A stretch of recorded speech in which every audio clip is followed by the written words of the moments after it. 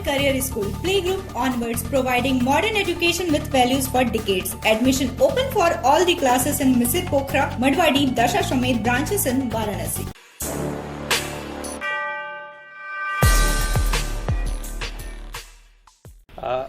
बनारस में अब कितने कोरोना पॉजिटिव, कितने बढ़े, क्या स्थिति? वाराणसी में पहले 9 कोरोना पॉजिटिव केस थे। आज कई लोगों की सैंपलिंग टेस्ट बीएचयू से प्राप्त हुए हैं। 5 लोगों की सैंपलिंग टेस्ट और पॉजिटिव मिले हैं। कुल मिला के अब बनारस में 14 पॉजिटिव केसेस मिल चुके हैं। उन 14 पॉजिटिव केसेस में एक व्यक्ति की डेथ हुई है।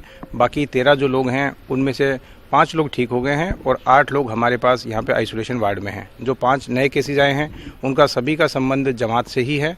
3 तो जमात के ही लोग हैं। जो 27 जमात के लोग जिनके नेगेटिव सैंपल पाए गए थे उनकी सेकेंड राउंड की सैंपलिंग हुई थी। उन्हीं 27 में से 3 लोग पॉजिटिव पाए गए हैं और 24 नेगेटिव पाए गए हैं। जो 3 पॉजिटिव हैं उनको आइसोलेशन वार्ड में शिफ्ट करवा दिया है।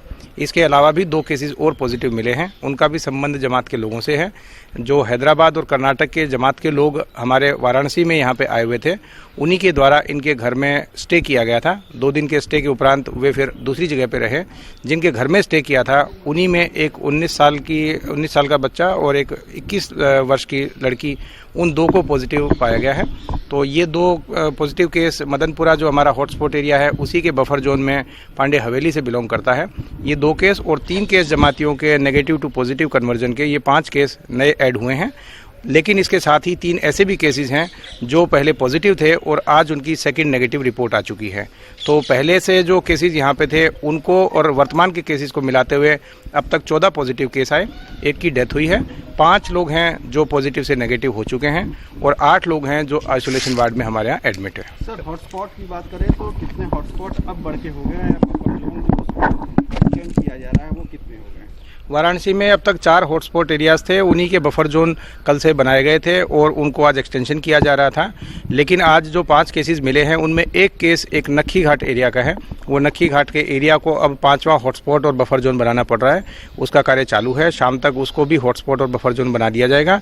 उसको मिला दें तो वाराणसी में अब कुल 5 हॉटस्पॉट हो जाएंगे। सर, बार बार आपने हिदायत दी थी, लोगों से अपील भी की थी और एक उनको बड़े शब्दों में बोला था कि आके वो चेकअप कराएं, या इस तरह के जो लोग अभी मिल रहे हैं, जैसे 2 केस अभी मिले हैं, तो क्या इनके ऊपर भी कोई कार्रवाई होगी कि ये लोग बिफोर उस समय आ गए थे? ये जो दोनों केसेस हैं ये बाकायदा जब पॉजिटिव केसेस मिले थे उन्हीं की कॉन्टैक्ट हिस्ट्री ट्रेसिंग होती है। जो भी पॉजिटिव केस हैं वो कहाँ रुके थे, किन के संपर्क में रहे थे, उन सब की कॉन्टैक्ट हिस्ट्री ट्रेसिंग से ही ये लोग आइडेंटिफाई हुए थे। और ऐसे 182 लोग थे जो अलग अलग पॉजिटिव लोगों के संपर्क में आए थे। अधिकतर की सैंपलिंग हो चुकी है, उनके रिजल्ट अलग अलग टाइम में सबमिट हुए थे। काफ़ी लोगों के रिजल्ट इसमें नेगेटिव भी आए हैं। ये कॉन्टैक्ट ट्रेसिंग के माध्यम से ही सारे सैंपल जमा हुए थे और इनकी कॉन्टैक्ट ट्रेसिंग जब से हुई थी और जब से सैंपल हुए थे तब से इनके घर भी सील्ड ही थे। तो ये वो है जो पुलिस के और स्वास्थ्य विभाग के द्वारा आइडेंटिफाई करके बाकायदा सैंपलिंग जिनकी करवाई गई थी। ये अन्य प्रकार के लोग नहीं हैं, जैसे फॉरेन रिटर्न होते हैं या अन्य प्रदेश से रिटर्न होते हैं जिनको हमें नोटिस देके बुलवाना पड़ा था। ये कॉन्टैक्ट ट्रेसिंग वाले लोग हैं। इसके अलावा बाकी कॉन्टैक्ट ट्रेसिंग रिपोर्ट भी कुछ आनी बाकी है और वो रिपोर्ट जैसे जैसे आएंगी वैसी ही स्थिति क्लियर हो पाएगी कि इन सारे लोगों से जिनका भी कॉन्टैक्ट हुआ था उन सारे के बारे में क्या कवरेज है। सर, 2 बच्चे भी हैं, तो एक ही घर के एक घर के 2 बच्चे हैं। एक 19 वर्षीय लड़का है, एक 21 वर्षीय लड़की है। जमात की 5 महिलाएं जो आंध्रा की और कर्नाटक की हैं वो ऑलरेडी हमारे जमात के ग्रुप में यहाँ पे रुकी हुई हैं। उनकी जो सैंपलिंग है वो नेगेटिव पाई गई हैं, परंतु वो अलग अलग घरों में रुकी थी और ये बात है 10 से 15 मार्च के बीच की। तो 3 अलग अलग घरों में जहाँ रुकी थी उनकी सैंपलिंग हुई थी।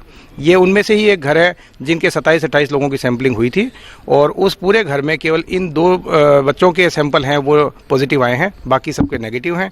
तो इनको सारे लोगों को आइसोलेशन वार्ड में दीनदयाल हॉस्पिटल में ट्रांसफर करवा दिया गया है। सार्थक सर्जिकल सेंटर, जहां अत्याधुनिक लिथोट्रिप्सी मशीन द्वारा गुर्दे की पथरी का बिना ऑपरेशन के सफल इलाज। एक ही छत के नीचे सारी सुविधाओं के साथ एक संपूर्ण हॉस्पिटल। एकता चौराहा, पहाड़िया, वाराणसी।